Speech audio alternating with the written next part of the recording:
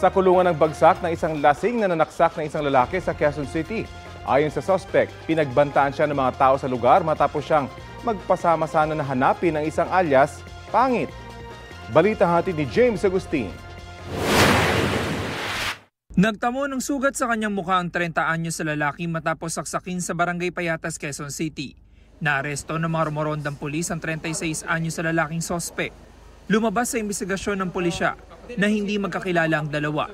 Pumunta lang daw sa lugar ang lasing na sospek dahil hinahanap niya ang isang alias Pangit na umano'y karelasyon ng kanyang kinakasamang babae. Nagkataon na napagtanungan niya itong biktima at nung sinagot siya ng biktima na hindi niya kilala yung hinahanap nito ay nainis itong suspect at naging simula nung naging ugat ng kanilang pagtatalo na hanggang sa uwi sa pananaksak. Nabawi mula sa suspect ang ginamit na kitchen knife. Sa ospital, positibong kinilala ng biktima ang suspect na sumaksak sa kanya. Ayon sa pulisya, nagkakaso na rin ang pananaksak ang suspect sa Marikina noong 2015.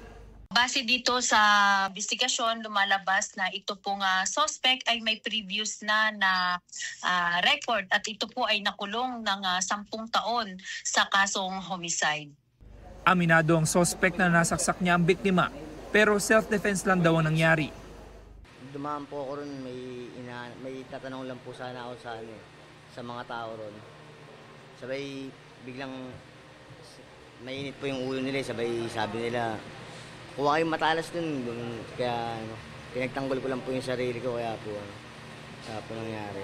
Nagpapasama ako sa kanya para natanong ko sa kanya kung saan nakatira si Pangit. May tatanong lang po sana ako kay Pangit. Nasampahan na ang suspect na reklamong frustrated homicide. James Agustin, nagbabalita para sa GMA Integrated News.